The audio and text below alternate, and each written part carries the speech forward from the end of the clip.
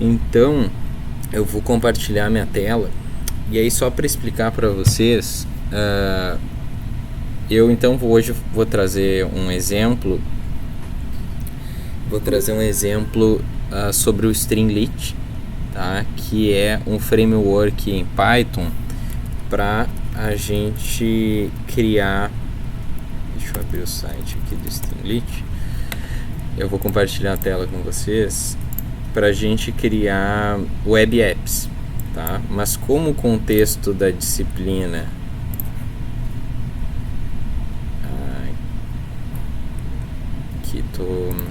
compartilhei. Mas como o contexto da disciplina é ML, né, aprendizado de máquina, aí eu acho que criar um web app, né, onde a gente faz o deploy, que a gente chama, de um modelo de machine learning, talvez seja mais interessante. E aí, para isso, eu peguei um exemplo de um repositório de um usuário estrangeiro do GitHub e adaptei para a língua portuguesa, né, para ficar mais dentro da nossa realidade. E aí esse framework, na verdade, ele não é específico, lógico, para aprendizado de máquina, por exemplo. Ele é um framework que tu pode criar aplicativos sobre qualquer coisa, né, com qualquer conteúdo dentro, basicamente. Então, se a gente vier aqui no site do Streamlit, streamlit.io, e vier aqui nessa aba de Gallery, aí tem vários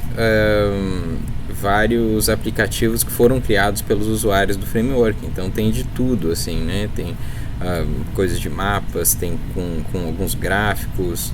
Aqui tem, por exemplo, uma pessoa criou um programinha para remover background de imagem, né? Então provavelmente ele implementa algum código por trás e faz toda essa parte interativa, né, a partir do web app. Então tem muita coisa que dá para fazer aqui, né, com o Streamlit, mas o exemplo que eu trouxe, claro, é usando assim funcionalidades bem básicas do Streamlit e também combinando com o que a gente vê de aprendizagem de máquina, né, a lógica, né, de como a gente cria um modelo para depois predizer dados novos que o modelo nunca viu antes e etc. Eu só tinha usado o Streamlit antes quando eu estava querendo fazer uma calculadora de risco em cima do meu projeto de mestrado, que foi um modelo de predição de incidência de transtorno bipolar, e aí eu não sabia se eu fazia a implementação do modelo em R usando Shine ou se eu fazia usando Streamlit. No final das contas eu nem fiz calculadora de risco nenhuma, assim, porque a gente achou melhor, porque o modelo ficou muito exploratório, né, e tal. Então até a gente não achou tão interessante fazer, né, a calculadora de risco em si na época. Então eu vou passar para o VS Code agora. Deixa eu... Estou compartilhando. Aqui é a tela do meu VS Code. Eu imagino que aqui a pasta esteja muito pequena, as letras, mas eu vou até fechar aqui a pasta. Eu sei que nas aulas anteriores o pessoal até tem utilizado mais, né, o Google Colab, né, ou os notebooks também, né. Eu sei que o João usou um notebook no VS Code mesmo. O VS Code, ele é um programa, então a gente chama um ambiente de desenvolvimento, que é basicamente uma ferramenta que vai integrar, por exemplo, o interpretador do Python, vai interpretar janelas para tu conseguir escrevendo os teus scripts, para tu interagir com outras funcionalidades do teu computador, criar pastas e etc. Então é basicamente um programa que vai integrar várias etapas que envolvem o processo de fazer programação, né, e fazer código de programação num programa só, né, para facilitar, e aí tu não precisar ficar usando várias ferramentas do teu computador, o que não é problema nenhum. Assim, eu até tenho programado mais, né, editando meu código num lugar, executando direto no terminal do computador e etc. Então não tem problema nenhum, mas esses ambientes de desenvolvimento, como o VS Code, também como por exemplo o RStudio, que pode ser usado para Python também, mas em geral é mais usado para R, então ele facilita algumas interações. E aí, aqui no VS Code, tu tem como abrir uma pasta do teu computador dentro do VS Code, tá? E aí, a pasta que eu vou abrir, deixa eu mostrar para vocês, exemplo, Streamlit. Eu criei no GitHub, aí eu estou introduzindo as coisas para facilitar depois a compreensão, tá? Eu acho que isso é algo legal, assim, porque como o conteúdo é mais curto do que eu trouxe para vocês de web app em si, eu acho que é legal também dar uma introdução para as ferramentas, mas se vocês acharem que não é adequado, aí vocês me digam, que daí eu passo direto para a questão. Mas eu estou introduzindo essas coisas porque eu acho que é interessante, assim. Eu imagino que talvez o Igor já tenha tido, né, contato com essas ferramentas, o João talvez, a Letícia não sei, mas tá. Então, o VS Code é isso, né? É um programa que ajuda a integrar essas várias coisas que a gente tem, que envolvem, né, a gente programar código. E aí eu criei um repositório que a gente chama aqui no GitHub, que a gente pode armazenar então arquivos de código e também qualquer tipo de arquivo. Tem até figura, né, essa imagem que tem aqui, por exemplo, na descrição aqui do repositório, tá no repositório também, e etc. E aí a gente consegue então ter vários arquivos aqui dentro para organizar o nosso código. E a gente consegue também acessar isso pelo VS Code, mas aí dá para fazer uma aula só sobre essas questões de ferramenta, né? Mas basicamente o que a gente tem que entender é que um repositório no GitHub dentro do nosso computador pode ser entendido como uma pasta lá dentro, tá? E aí essa pasta, que é esse repositório aqui onde eu tenho essas várias coisas que vão integrar o que depois a gente vai ver que vai se transformar num site, né, interativo, num web app, num aplicativo web, estão aqui dentro dessa pasta. Então basicamente o que eu vou fazer agora no VS Code é abrir essa pasta, tá, que é esse repositório aqui, mas eu tenho essa pasta também localmente no meu computador, aqui no VS Code. Então eu posso vir aqui por esse menu File, ou eu posso também clicar Ctrl K e Ctrl O, que é o atalho no teclado. Mas eu vim aqui pela interface mesmo, para seja mais tranquilo. Aí eu vou clicar em Open Folder, e aí vou vir aqui no meu computador até essa pasta. E aí eu vou selecionar, a pasta é exemplo Streamlit, e aí vou clicar em Open. Beleza. Até aí tudo bem? Tudo tranquilo. Tá. Então, aí o que o VS Code faz é abrir então essa nossa pasta aqui no canto aqui da tela. E aí vocês podem ver que tem vários arquivos, e eu vou ir explicando então conforme a gente for vendo o que tem dentro de cada arquivo, como é que funciona. Então, aqui eu tenho uma pasta dados dentro dessa pasta, né, do exemplo Streamlit no meu computador, que são os dados que a gente vai usar para criar um modelo de predição, tá? Então é um arquivo em CSV. Então vocês já devem saber das outras aulas que o arquivo CSV é um arquivo então separado por vírgulas, né? Então aqui a gente tem 6 colunas nessa base de dados, né? A coluna 1 é a coluna de ID, então é basicamente uma coluna que vai de 1 a 150, quer dizer então que tem 150 entradas aqui nessa base, então é só um identificador. A gente tem a coluna comprimento da sépala, largura da sépala, comprimento da pétala, largura da pétala e a espécie. Isso aqui são medidas de plantas, né, de lírios. Então foram medidos vários lírios. Esse banco de dados é usado, né, em vários exemplos assim, né, dessa área de análise de dados, machine learning, por exemplo, etc. Então tem essas medidas aqui: comprimento da sépala, largura da sépala, comprimento da pétala, largura da pétala. E a gente tem também o que a gente entende como sendo o nosso desfecho, né, ou nossa variável target. a variável que a gente quer predizer, que é a variável de espécie. E aí a gente pode ver que vão ter aqui 50 lírios da espécie setosa, 50 lírios da espécie versicolor e 50 lírios da espécie virgínica. Então são 3 categorias possíveis que um determinado lírio pode se encaixar, pelo menos no contexto desse banco de dados. E aí essas medidas aqui estão todas, se eu não me engano, na unidade de centímetros, tá? Então, por exemplo, esse primeiro lírio aqui tem 5,1 centímetros de comprimento da sépala, 1,4 centímetros de comprimento da pétala, e por aí vai, tá? Então, esse é o banco de dados que a gente vai trabalhar, né, em si. E aí, eu acho que o primeiro código, e aí tem 3 códigos principais aqui que vão ser o cerne da elaboração desse nosso web app, né, que o objetivo então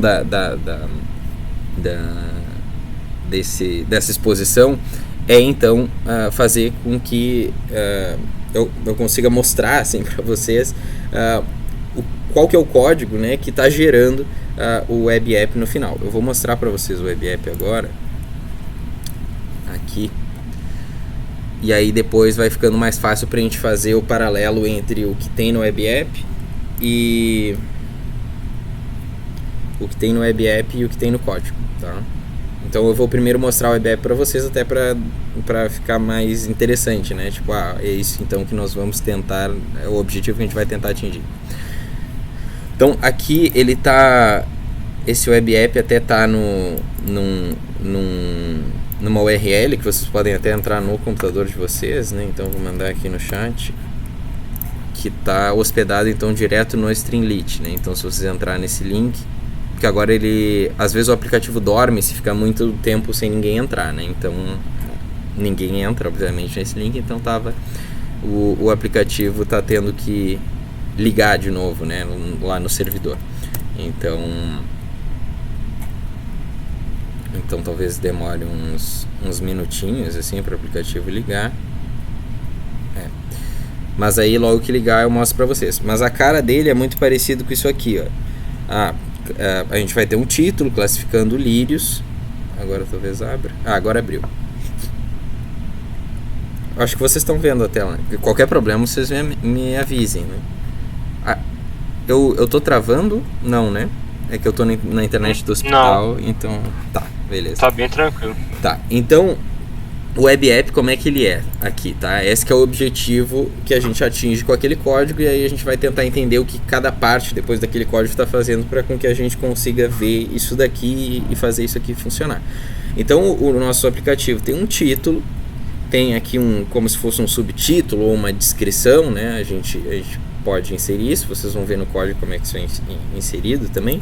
E a gente tem aqui também características da planta, tá? É um outro subtítulo. E aí a gente tem características da sépala e características da pétala. Se vocês lembrarem, né, nos nossos dados a gente tem aqui 2 variáveis relacionadas à sépala da planta e 2 variáveis relacionadas à pétala da planta. E aí então tem essas 2 colunas aqui também. E aí a gente tem esses objetos aqui que são sliders, né, que a gente pode deslizar e mudar o valor. Então, eu peguei uma planta lá no jardim e tinha 2 centímetros de comprimento da sépala, tinha 1,16 de comprimento da pétala, a largura da sépala era de 1,8 e a largura da pétala era de 1,35. E aí a gente coloca então as medidas, e aí esse paralelo a gente pode fazer se a gente fosse implementar algo na área da saúde. Então a gente poderia fazer um modelo lá preditivo para tentar predizer se o sujeito era então um paciente saudável, um paciente deprimido ou um paciente em episódio maníaco. E aí a gente ia ter lá várias medidas. Então, por exemplo, ia ter lá score no instrumento X de cognição, um score de funcionalidade, um score de sintomas gerais de saúde mental. E aí a gente colocaria lá os valores, então que nem a gente está colocando aqui, por exemplo, as medidas desses lírios. E aí a gente poderia então ter um botão, que nem a gente tem aqui nesse web app, para dizer, ó, faz a predição aí desse paciente, ou faz a predição do tipo de lírio, né, da espécie desse lírio. Então se eu clicar aqui, a gente espera que funcione. Tá, funciona. Aí a gente tem um texto aqui, que o nosso site, o nosso aplicativo nos gospe, que é, provavelmente a espécie desse lírio é versicolor. E aí tem mais um dado que ele nos dá, que é, o modelo apresenta uma probabilidade predita de 49%.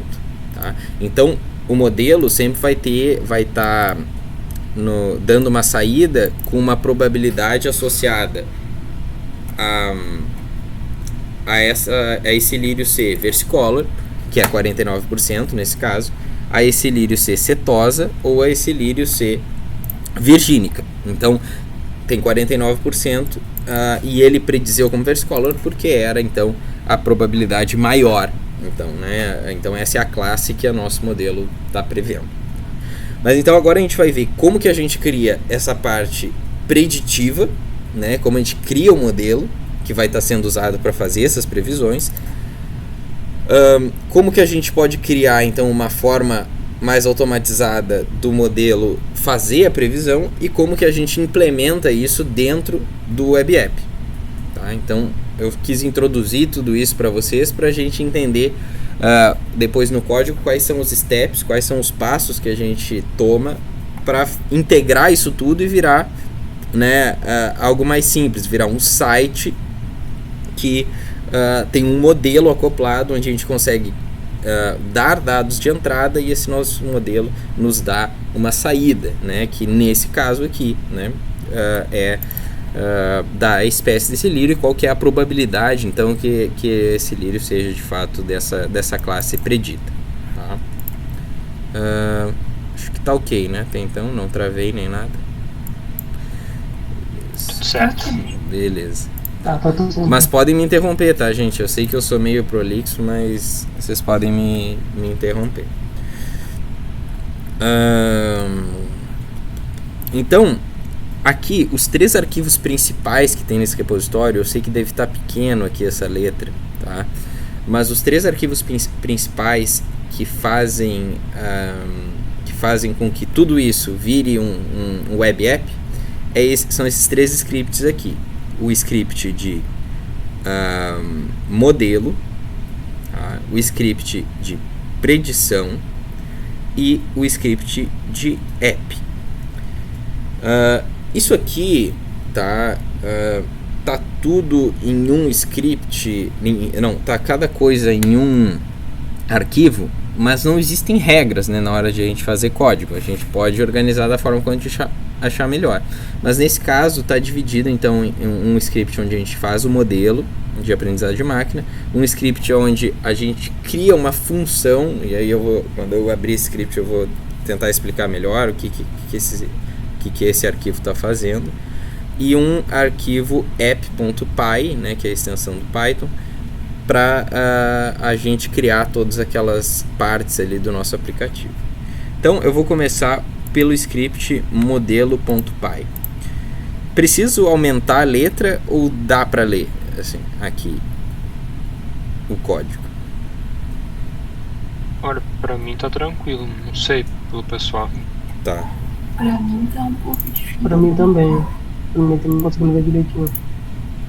Tá. Vou ver se eu dar um zoom in aqui, será que dá? Tá, acho que assim melhorou. Beleza. Então, esse é o script modelo.py, tá? Eu vou mandar o link do repositório também aqui. Se vocês quiserem olhar os arquivos direto no repositório também pode. Mas então, esse script modelo.py, ele é usado então para a gente criar o modelo de predição dos lírios, tá? Então, tem algumas coisas que vocês vão ver que vão ser muito parecidas com coisas que a gente já viu em outras aulas, mas aqui a ideia não foi criar um modelo super complexo, inclusive pelo contrário, né? Fazer, na verdade, a implementação do modelo mais simples aí que daria para a gente fazer, mas que conseguisse prever de forma adequada ali os nossos lírios, para ele também ser minimamente funcional. E aí, aqui então, o que a gente faz, linha por linha, né? Primeiro a gente importa essa biblioteca, esse pacote do Pandas, que a gente já usou nas outras aulas, que é um pacote, então, um framework do Python para a gente fazer manipulação de dados no geral e trabalhar com data frames. Depois aqui do pacote sklearn, que é o principal pacote aí relacionado ao aprendizado de máquina, no aprendizado estatístico no Python, a gente importa o nosso classificador de Random Forest. Então a gente está querendo classificar os lírios, né? A gente não está trabalhando com problema de regressão, a gente quer estimar algum valor contínuo, não, a gente quer estimar uma classe. Então a gente pega aqui o algoritmo de Random Forest, que é um algoritmo assim meio coringa, né? Que a gente consegue usar para muita coisa. A gente pega aqui do módulo de métricas o score de acurácia, tá? E a gente pega também do módulo de seleção de modelo uma função para a gente fazer a divisão entre a base de treino e base de teste. E a gente pega também essa outra biblioteca que se chama JobLib, que a gente usa lá no final só para salvar o arquivo então do nosso modelo num arquivo no computador, tá? Num arquivo no nosso disco, né? Então, esses são as bibliotecas que a gente está usando para elaborar o modelo. Aí, depois aqui na linha 8, o que a gente está fazendo? A gente está criando uma variável chamada seed com o valor de 42. Tá? O nome dessa variável poderia ser qualquer um, né? Isso aqui é arbitrário, tá? Mas a gente usa isso daqui para depois para ser o valor que vai indicar depois lá embaixo, tá? Quando a gente faz alguma tarefa aleatória no nosso script, para a gente conseguir reproduzir isso quando a gente fizer outras vezes, né? Então, então, no caso aqui, já vou adiantar para vocês, a gente está usando quando a gente faz a divisão da base de treino, base e base de teste, tá? Então, se a gente não usasse isso daqui, esse argumento random state, sempre que a gente estimasse a divisão, né, se a gente fizesse a divisão de base de treino e base de teste, iam aparecer bases de treino e teste diferentes toda vez, né? Então a gente pega um valor, isso daqui não precisaria ser 42, poderia ser 1, por exemplo, poderia ser 1000, poderia ser qualquer valor, né? Whatever. Mas só para indicar, né, para a gente colocar aqui como argumento, e a gente sempre retornar quando a gente faz alguma operação que tem algum aspecto aleatório, sempre ter o mesmo valor, né? Então, já que a gente consegue fazer isso, não é aleatório, né? Mas e aquela questão da aleatoriedade na computação, mas é por isso que a gente está usando essa variável. Aí depois a gente lê o conjunto de dados com o pandas, com essa função readCSV. E aí o caminho aqui para o arquivo é dados/iris.csv. Por quê? Porque eu estou usando um caminho que a gente chama de caminho relativo. Eu tenho aqui dentro já da minha pasta, exemplo Streamlit, que está aberta aqui dentro do VS Code, uma pasta chamada arquivos, e dentro dela tem o arquivo iris.csv, tá? que é essa base de dados dos lírios aqui, né? E aí, para isso aqui funcionar, eu tenho que ter carregado a minha biblioteca ali no início. E aí, depois disso, tendo esse data frame, então eu vou rodar as coisas agora para também não ficar só comentando. Então eu rodei isso aqui tudo. Agora eu estou com as bibliotecas carregadas. Vou criar essa minha variável seed aqui, que tem o valor de 42, então vocês podem ver aqui embaixo nesse terminal do Python, e vou ler a minha base de dados. E agora, se eu rodo, né, eu só dou um print aqui nesse meu data frame, vocês podem ver que eu tenho então 150 linhas, aqueles 150 lírios e 6 colunas. ID, comprimento da sépala, largura da sépala, comprimento da pétala, largura da pétala, e a espécie, que é o meu Y, né, que é o meu desfecho, minha target. Beleza. Aí o que eu faço com isso daqui? Tá? Basicamente o que eu faço é separar em 2 subconjuntos. Então um subconjunto vai ter só o meu X, né, a minha matriz de X, que são as variáveis que eu vou usar para predizer a espécie, tá? Para criar o meu modelo. Então eu posso rodar isso daqui. E agora se eu rodo X, a gente vai ver, ó, tá aqui esse data frame, que tem comprimento da sépala, largura da sépala, comprimento da pétala e largura da pétala, que são as variáveis então que eu vou usar para prever a espécie. E aí o meu Y aqui é só a espécie, tá? Então pode ver que tem só essa coluna aqui da espécie, mas ainda está num formato de data frame. Então a gente vai ver que isso aqui vai ser transformado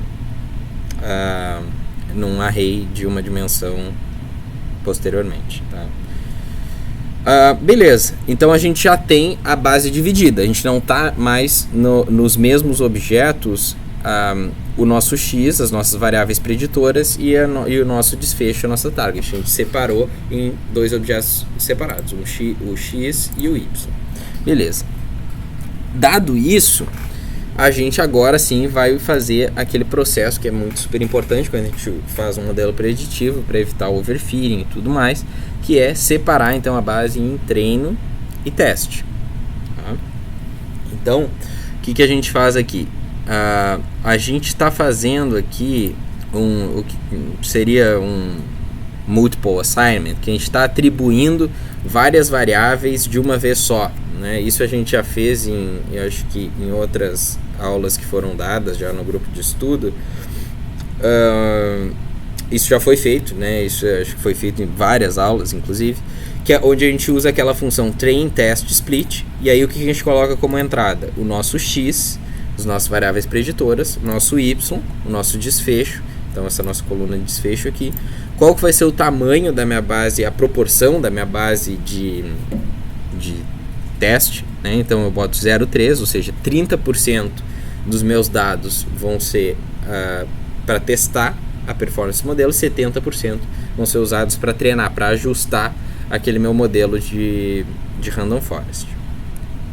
Aí tem esse argumento random state, que é para eu sempre ter os mesmos resultados, e aí eu boto aquela variável lá com valor de 42, seria a mesma coisa que eu botar aqui 42, né? Mas por que eu criei uma variável? Porque isso por boa prática, tá? Porque às vezes a gente vai ter scripts ou códigos, né, que a gente vai fazer, que a gente vai ter vários lugares onde a gente vai precisar replicar os resultados, né, ou ter algo que vai controlar a aleatoriedade, né, daquilo que eu estou fazendo. E aí é uma boa prática usar sempre o mesmo seed.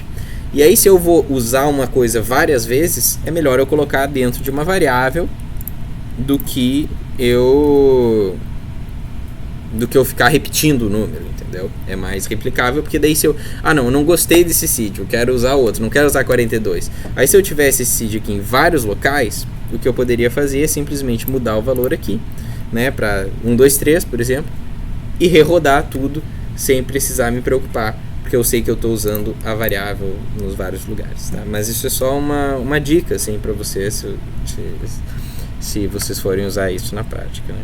E aí aqui tem esse argumento stratify, que é basicamente para eu me assegurar que eu vou ter uma proporção igual de cada uma daquelas espécies, setosa, versicolor e virgínica, na base de treino e na base de teste também, proporções semelhantes. Ou seja, eu vou ter 33% mais ou menos de cada uma daquelas categorias em cada uma das bases.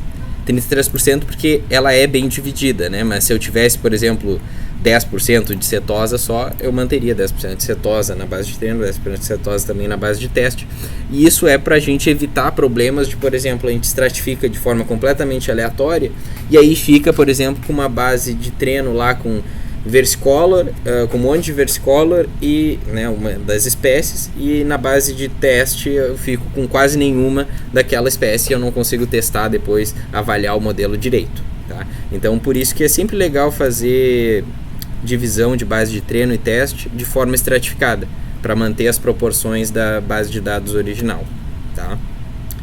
Então é isso. Então acho que deu para explicar cada um dos argumentos aqui dessa função train test split. Aí o que a gente cria depois é um objeto, uma variável aqui chamada modelo, a partir então dessa função random classifier aqui.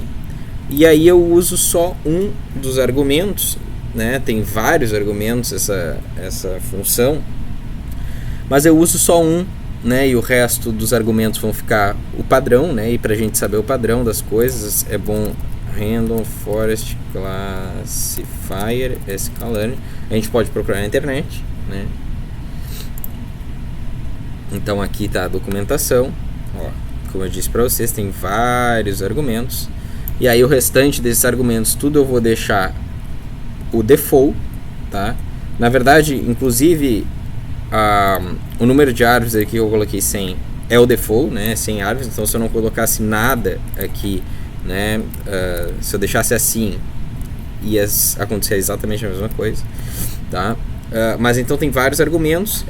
Mas se eu deixar em branco, o que acontece? Vai ser então utilizado os argumentos padrão, né? E aí, para saber os argumentos padrão, a gente vem na documentação aqui da função que a gente está interessado. Então aqui o que eu estou criando? Estou criando um random forest, que é basicamente aquele modelo onde a gente tira a média de vários estimadores, de várias árvores de decisão diferentes. Nesse caso a gente vai estimar 100 árvores. Bruno, como é que eu sei que são 100 árvores? Como é que eu sei? Eu venho na documentação, vejo que o argumento nestimators quer dizer o número de árvores na floresta, tá? Então é isso. E aí a gente então cria esse objeto. Eu acho que eu não separei ainda mais. Não, estava explicando, não separei. Então vou rodar isso daqui. E aí a gente tem, por exemplo, o x de treino são as variáveis preditoras do treino. Tá aqui, que é o data frame com 4 colunas. Aí a gente ajusta esse modelo em cima dos dados de treino e em cima dos valores do y. Mas por que o x a gente só coloca o x e o y a gente tem que fazer um monte de coisa que está fazendo aqui? O que é isso, né? Então essa função fit é a que a gente faz para ajustar o modelo. Seria exatamente a mesma coisa, sinônimo de treinar o modelo, tá? Então eu vou captar os padrões aqui das variáveis preditoras associados a esse meu y, a esse meu desfecho. E aí o meu x de treino então é esse data frame aqui. A gente consegue colocar essa matriz direto nessa função. Essa função não, é um método, né? É um método do modelo, não é uma função. Tem mais, assim, dá para entender que é uma função, né? E a gente coloca o nosso y aqui como segundo argumento. Lembrem que eu disse para vocês que o nosso y tá como uma coluna ainda, a gente precisaria transformar. Então esse é o momento, tá? Aqui, esse segundo argumento, a gente precisa colocar o array, né? Um array que é basicamente como se fosse uma lista, né? Mas lista a gente entende como coisas diferentes, né? Mas é basicamente uma lista, um array de uma dimensão que vai ter os valores então de cada uma das espécies desses lírios. Então a primeira transformação aqui que a gente faz é pegar os valores, né? E a gente pega os valores e vem como se fosse um vetor, assim, né? Mas ele ainda precisa ser empilhado. Lembra que o João, numa aula, fez lá, pegou e teve que fazer essa mesma coisa, e aí ele usou uma função lá, reshape, -1, não sei o que. É a mesma coisa que a gente vai fazer com essa função ravel aqui, né? Então, se a gente faz, olha só como é que fica, né? Fica assim, tá? Fica um array só de uma dimensão, e a gente pode ver que está tudo aqui dentro desse único colchete, né? Tá? Então, isso aqui é um array de uma dimensão e é isso que o Python, aqui, esse método scalane espera que eu dê como segundo argumento. Então, por isso que a gente teve que fazer todas essas transformações. E aí, depois de a gente já ter o modelo ajustado, o modelo treinado, a gente pode fazer a nossa predição. Opa, o modelo não está treinado. Opa, meu modelo não está nem definido. Tá, agora eu rodei essa linha aqui. Stay. E rodei. E aí, esse meu ypred aqui é um array de uma dimensão também com as espécies preditas pelo meu modelo, tá? Então eu tenho o meu ytest e aí eu coloquei dentro dessa variável ypred as predições, as classes preditas pelo meu modelo para a minha base de teste, para o meu x, para os meus dados de entrada de teste. E aí depois eu criei uma variável acurácia aqui, que a gente pega e coloca primeiro um array, uma coluna, né, nesse caso está aqui, do ytest, e o array aqui de predições do modelo, o ypred. E aí, se a gente mostrar isso daqui, a gente vê que teve uma acurácia então de 0.91. Né? Então, meu modelo acertou aí 91% das espécies desses lírios e errou aí em torno de 9%.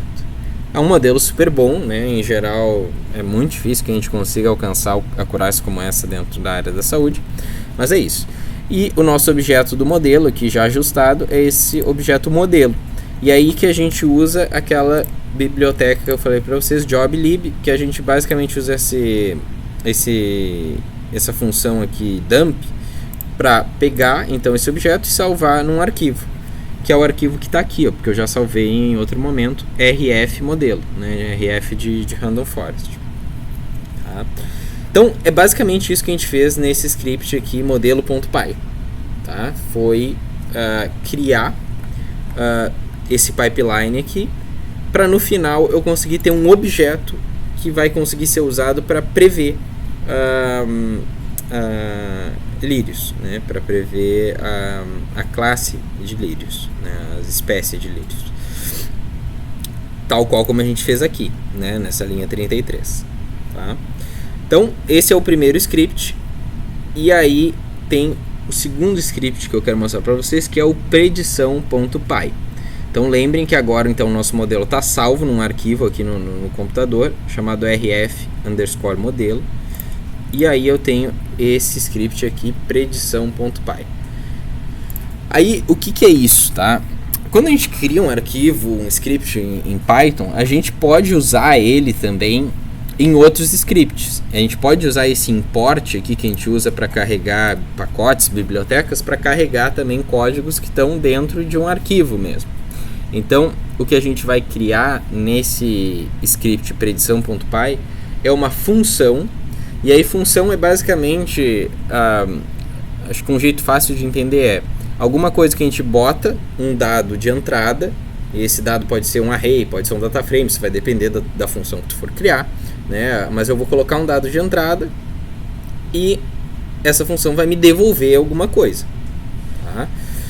Então, aqui eu criei uma função a partir desse termo especial que tem aqui no Python, que é o def, que daí tu identifica que vai declarar uma função. É essa a forma como a gente chama. E aí, aqui eu coloco o nome da função que eu vou criar, que é fazer previsão. E aí, dentro de parênteses, assim como se eu estivesse usando, né, já a função, eu coloco o que vai ter de argumento, o que eu vou colocar como entrada na minha função. E nesse caso, o argumento é dados. Tá? Então, esse nome aqui é arbitrário também, como eu botei dados, poderia ser qualquer coisa, poderia botar em inglês, data, eu poderia botar informações, né, poderia colocar qualquer coisa. Claro, se eu botasse informações, a gente botaria sem cedilha, sem acento e tal, que é que é recomendado sempre quando a gente está programando, tá? Para evitar maiores problemas. Mas aqui então eu coloquei como dados para identificar isso, porque eu acho que ficaria bem intuitivo de entender depois o que essa função estava fazendo. Aí, então, a primeira coisa que essa nossa função faz, ela não usa nem os dados de entrada aqui que a gente está fazendo. A primeira linha aqui dessa função, a gente vai carregar aquele nosso modelo e colocar dentro de uma variável chamada modelo. Então a gente vai pegar aqui modelo igual, e aí usar essa função aqui load do pacote joblib e carregar aquele nosso arquivo que a gente salvou lá no outro script. Tá? Beleza, estamos com esse modelo aqui. E aí depois, o que a gente vai fazer? A gente vai pegar e criar um objeto probabilidade a partir do método predictProba. O que esse método faz, né? Essa função aqui desse nosso modelo. Ele vai predizer a probabilidade, tá? Ele vai predizer a probabilidade de baseado nesses dados. Eu vou colocar um array lá com o comprimento da sépola, com a largura da sépola, com o comprimento da pétala, com a largura da pétala, e dar aqui para essa minha função, né? E aí, baseado nesses dados, eu vou fazer uma predição de qual que é a probabilidade de ele ser virgínica, de ele ser setosa ou de ele ser versicolor, tá? Esse é meu lírio. E aí eu vou pegar o valor máximo disso aqui, porque o valor máximo, pense só, eu tenho 40% de chance de ser um lírio versicolor, eu tenho 30% de chance de ser um lírio setosa e tenho 30% de chance de ser um lírio virgínica, né? Então você vai ser um lírio, você vai ser predito como um lírio versicolor, tem 40% de chance de tu ser, né? É a maior probabilidade. Então basicamente essa probabilidade aqui vai armazenar a probabilidade da categoria com a maior probabilidade predita, tá? Então é isso que esse objeto vai armazenar. E depois na classe a gente faz aquele predict, o mesmo que a gente fez lá no modelo, nesse outro script, modelo.py, a partir dos dados, que ele já vai nos retornar a classe, então, com a maior probabilidade, que é a classe então que o nosso modelo está prevendo que seja a espécie daquele lírio. E aí a gente vai colocar numa lista aqui no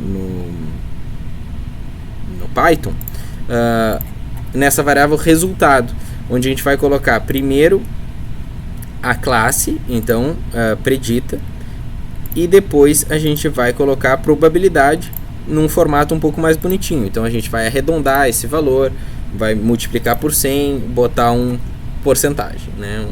um percentual aqui. E depois a gente vai retornar essa lista aqui, chamada resultado, onde vai ter tanto a classe, a espécie predita, quanto a probabilidade daquela espécie predita. Então essa é a função que a gente criou. Beleza. Então até aí tudo bem?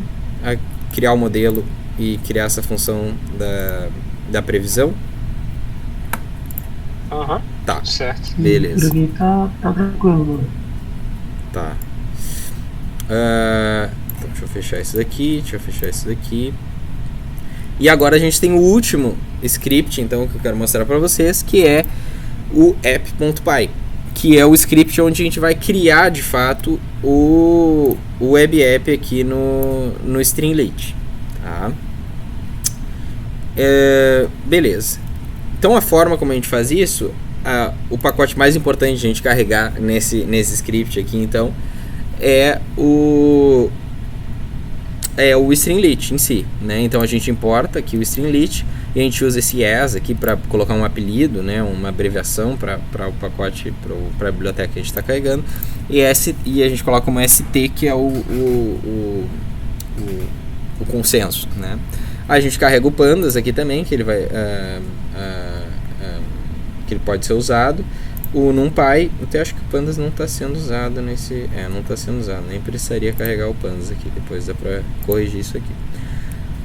O NumPy, e a gente carrega também a nossa função fazer previsão do nosso arquivo predição.py. Então a gente tem o arquivo predição.py e a gente pega então o nome do arquivo é predição.py, então a gente pode pedir, olha, eu quero do arquivo predição importar essa minha função fazer previsão, tá? E aí a sintaxe deixei de último, até porque a parte do web app em si, para fazer um web app simples, lógico, o Streamlit tem uma documentação bastante extensa, assim, que a gente pode implementar várias outras coisas, mas a sintaxe dele é bastante simples. E a gente então tem funções para ir adicionando elementos, né, nesse nosso web app. A primeira coisa que eu faço então é adicionar um título. Então esse mesmo título que está aqui, ó, classificando lírios, ele foi inserido dessa forma, com essa função aqui, title. Então eu chamo o Streamlit, uso a função title, e aqui dentro, entre aspas, né, entre apóstrofo, eu estou colocando aqui, né, eu coloco classificando lírios. Aí depois eu uso uma outra tag aqui chamada markdown, que eu posso escrever com a sintaxe do markdown. Então eu poderia colocar itálico, por exemplo, com o asterisco, né, se eu quisesse. Ou posso escrever só um texto também, que vai funcionar, né, markdown funciona assim, tranquilo. Essas contrabarras aqui é só para quebrar a linha, para ficar mais fácil de escrever, não ficar tudo com uma linha zona comprida, gigantesca, tá? Por isso que tem essas contrabarras aqui. Aí depois a gente coloca um header, esse header aqui, características da planta, que vai estar mostrando quais informações que a gente vai coletar. E aí depois a gente cria duas colunas, né? Então aqui a gente também está fazendo aquele multi-assignment, assim, né? Onde a gente está atribuindo mais de uma variável uma vez. E aí a gente pega aqui e usa essa função columns e diz, ó, eu vou ter duas colunas. E aí depois, em cada uma dessas colunas, eu pego e vou adicionando elementos. Então eu coloquei aqui um texto, né, onde eu adicionei características da sépala, e embaixo disso eu coloquei um slider do comprimento da sépala e um slider para a largura da sépala. Mas olha que interessante, eu não só coloquei o slider, que nem eu coloquei o título, que nem eu coloquei esse chunk aqui essa função de markdown, ou que nem eu coloquei o header. Eu coloco que o conteúdo aqui desse slider, ele vai ser atribuído para dentro dessa variável de comprimento da sépala. E a mesma coisa eu faço com o outro slider da largura da sépala, e na coluna 2 aqui eu faço com o comprimento da pétala e com a largura da pétala. Tá? Então isso é um detalhe interessante, né? Eu não estou só colocando o slider, mas eu estou colocando, ó, o dado desse slider aqui que o usuário for mudando, né, vai ser armazenado aonde? Né? Vai ser armazenado então nessas variáveis aqui, nessas 4 variáveis aqui que a gente tem na linha 16, na linha 17, na 21 e na 22. Tá? Porque senão eu ia ter só um slider que o meu usuário fica lá brincando, né? E a gente não está conseguindo captar em nenhuma variável, armazenar em nenhuma variável esse dado. Então por isso que é importante isso daqui. Aí depois sim que a gente começa a fazer umas coisas um pouco mais complexas, né? Que é o final do script, que é o que o nosso web app vai fazer quando o botão for apertado. O botão aqui sendo o fazer predição do tipo de lírio. E aí, aqui eu uso um if, né, que é o statement C, né? Então eu vou testar alguma condição, e se uma condição for verdadeira, né, o que eu vou fazer? Nesse caso, o meu if, né, vai ter o valor de verdadeiro se o meu usuário então clicar no botão. O que vai acontecer? E aí eu coloco aqui embaixo desse if tudo que vai acontecer. Então, o que vai acontecer é basicamente o seguinte. Vocês lembram que tem essas 4 variáveis aqui que foram armazenando os valores que o meu usuário vai mexendo aqui, tá? E aí a gente vai fazer uso dessas variáveis aqui. De que forma? A gente vai criar uma variável aqui por conveniência, né, chamada resultado. E a gente vai usar a função que a gente criou naquele outro script, predição.py, e criar um array, né, que vai ser os dados de entrada, ou seja, os dados novos para o meu modelo conseguir fazer a predição. Então vocês lembram lá que aquela minha função pega o modelo, carrega o modelo, e aí pega os dados e prediz a probabilidade, prediz a classe e etc. Então eu coloco esses dados aqui que o meu usuário colocou nos sliders para dentro daquela função que eu criei. E aí, depois disso, eu só vou pegar e criar um elemento de texto e cuspir aqui na tela, né? Ó, provavelmente a espécie desse lírio é. Aí eu vou usar aquela sintaxe de adicionar strings, né? Que daí eu consigo concatenar essas strings uma atrás da outra. Provavelmente a espécie desse lírio é. E aí a gente lembra que o primeiro elemento daquela minha lista de resultado é o nome, né? A classe daquele predita para aquele lírio. Então eu coloco o resultado 0, porque a gente lembra, né, que o Python começa a sua indexação no 0, né? Então o primeiro elemento é o elemento 0, diferente do R, por exemplo, que começa no elemento 1. E aí a gente coloca depois um outro chunkzinho de texto. O modelo apresenta uma probabilidade predita D. E aí a gente tem aqui o segundo elemento, né, que é de índice 1, que é a probabilidade predita pelo modelo. Então é isso que o modelo vai fazer. E aí no final eu coloquei mais um chunk de markdown aqui para colocar esse criado por adaptado D, né, porque o código aí, esse dashboardzinho foi adaptado desse usuário aqui, que já tinha feito uma coisa. Eu só adaptei e traduzi algumas coisas, né, para trazer para vocês. Então eu dei os créditos ali. Então basicamente foi dividido então nesses diferentes scripts, tá? E aí como é que eu rodo isso, né? Então eu estou aqui no VS Code. E aí como é que eu testo, né? Porque eu não quero botar num site direto. E aí a forma como a gente testa é a seguinte: a gente pode abrir aqui um terminal. Vamos ver. Eu não uso muito VS Code, tá? Então me desculpem a não destreza com ele. Mas beleza, eu abri aqui um novo terminal. E aí, se a gente tem a biblioteca do Streamlit instalado, a gente pode simplesmente usar um comando, né, que vem com a biblioteca, que é o comando Streamlit.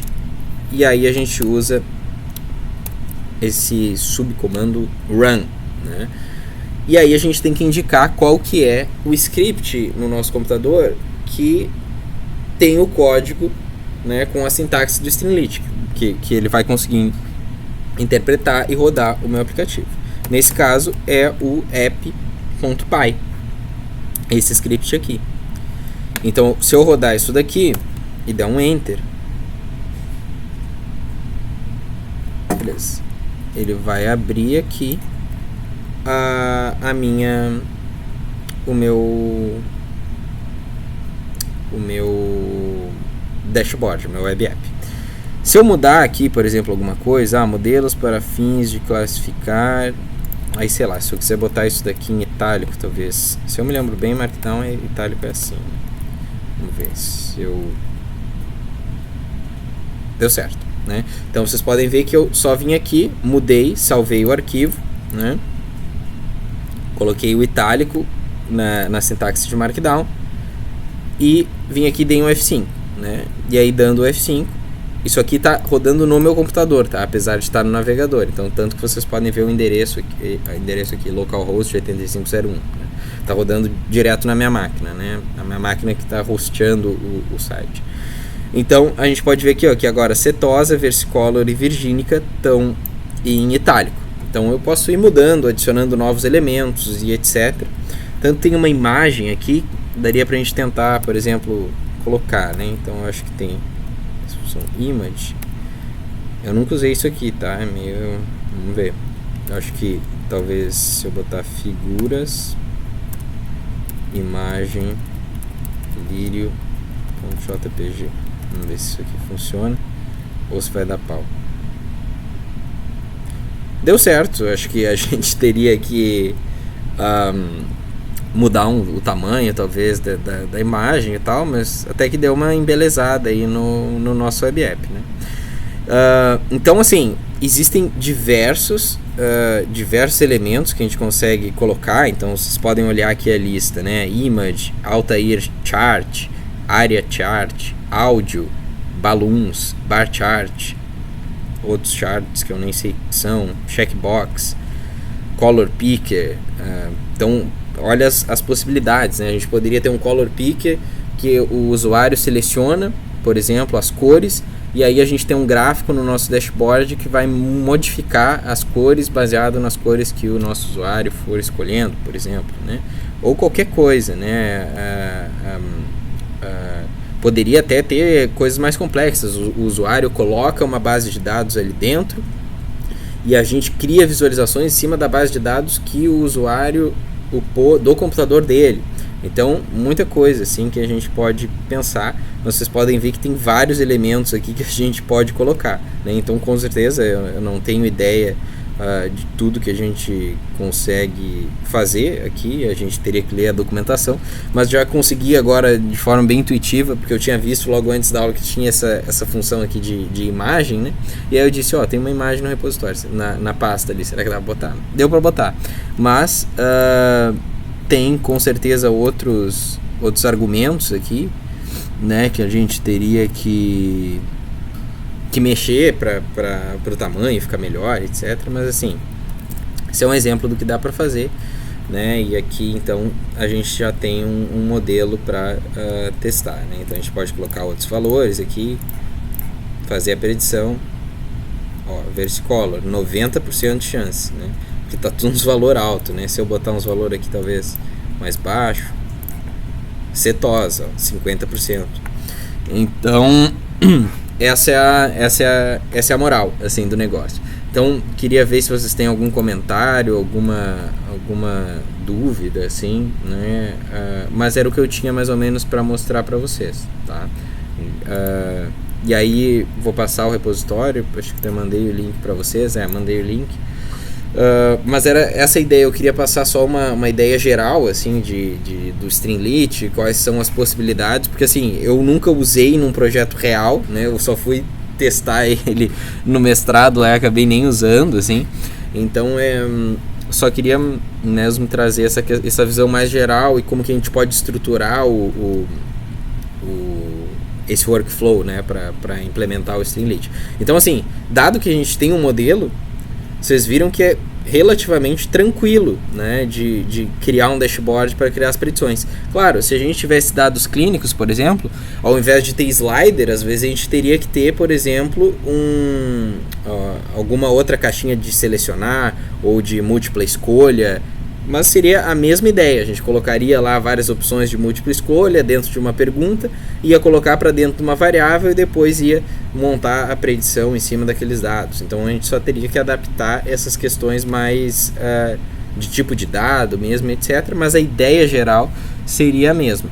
Então, não sei o que vocês acharam, tem algum comentário, mas era mais ou menos isso. Eu acho que até deu bom horário, deu até 1 hora aqui, então deu 17 horas, então acho que assim, pode conversar um pouquinho, mas se não era mais ou menos isso.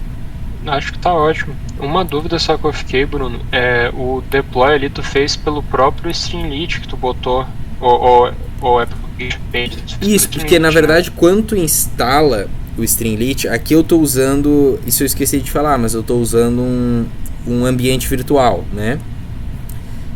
Mas quando tu instala a biblioteca do Streamlit, em geral não, ele vai criar também esse command line utility, assim, né, esse programinha que tu consegue rodar. Eu acho que ele não tem manual, não, mas talvez ele tenha um help aqui, por exemplo, deixa eu ver. Tem um help, ó. Então tem algumas opções que tu pode usar, né? Manejar o cache, tem umas configurações, tu pode ver a documentação no browser, e tu pode rodar, né, um script, né? E aí se o script tiver coisa do Streamlit, ele vai rodar lá, já vai hospedar, vai fazer toda essa questão de abrir no teu computador. Agora eu matei o processo, aí ele até aparece um negócio assim, né? O Streamlit ainda tá rodando, se tu parou o Streamlit sem querer, só reinicia ele, né? E aí ele fala aqui. Mas por exemplo, se eu usasse Streamlit, é que aqui eu tô dentro do ambiente virtual, mas se tu instalasse a nível sistema, tu ia ter no teu terminal normal, assim, Streamlit, mas aqui eu não tenho, por exemplo, né? Uhum. Porque eu... Não, mas o que a gente tá acessando ali, o link que tu mandou é do próprio Streamlit, né? Que tem o teu... sim, teu sim, esse deploy dá pra fazer.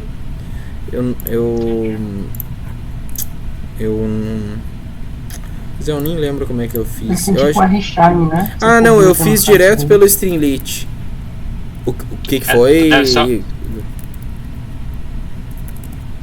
De que eles têm tipo o servidor R-Shine também, né? Que Isso.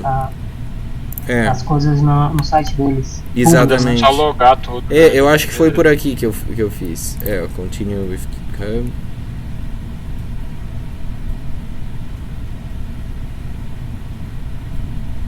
Acho que uma coisa bem legal também que a galera faz muito é dashboard, que é bem legal fazer dashboard usando Isso, aqui. Plotly e o Dash. E às vezes eu vi também eles fazerem chatbot consumindo a API do ChatGPT, ficou bem bacana também. Que tem legal. umas bibliotecas, tem umas dependências dentro do Streamlit que tu consegue já meio que criar um chatbot ali, uma visão de um chatbot. Uhum. Ele tem um robozinho, aí fica ali do lado. Ele tem uma nativa, se eu não me engano, dentro dele, um módulo. Sim. Mas ele não é tão bom assim, mas tu consegue treinar ele a partir de outros modelos. Bem bacana. Não, bacana mesmo. O Streamlit é poderosíssimo, assim, acho que...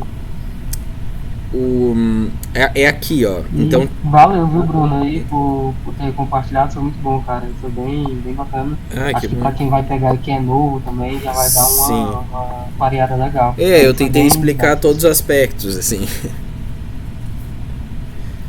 Mas aqui no site do Streamlit dá pra fazer um login, tá? Aí eu loguei na minha conta aqui, aí já tá até aqui o link que eu mandei pra vocês, né? O app que eu hostei. Mas eu acho que é aqui em New App. E aí a gente pode selecionar o repositório, né? Então se eu coloco dentro de um repositório do GitHub, eu consigo colocar, né? Então, por exemplo, o que eu fiz? Eu vim aqui, exemplo Streamlit, tá? Esse é o repositório. O script do aplicativo é esse app.py, né? Então eu coloquei aqui qual que é a branch, só tem uma, né, nesse repositório, é a branch main, e aí o arquivo é app.py. E aí ele pega direto do GitHub. Isso, e aí ele puxa direto do GitHub e eu poderia colocar exemplo Streamlit 2, né? Tá? E aí eu poderia dar o deploy, tá? Tem outras settings aqui, mas acho que para a maioria das coisas não precisaria, né? Beleza, e aí clico em deploy e aí ele vai ficar aqui, né? E aí já dá o deploy. Então é só tu ter um script aqui que tu vai identificar como sendo o script do web app do Streamlit no teu repositório, e tu tem como fazer direto do GitHub. Show, beleza, valeu. Tá, mas é isso, gente. Foi meio curtinho, mas era o que eu tinha pra ver, até porque não tive também muito tempo de explorar mais a documentação, assim, pra conseguir implementar coisas mais complexas, mas era isso. Não, mas tá ótimo, a ideia era essa mesmo. Então tá. Valeu, Bruno, obrigado, cara. Não, eu que agradeço, tá sendo super legal os encontros aí, gente. Obrigada.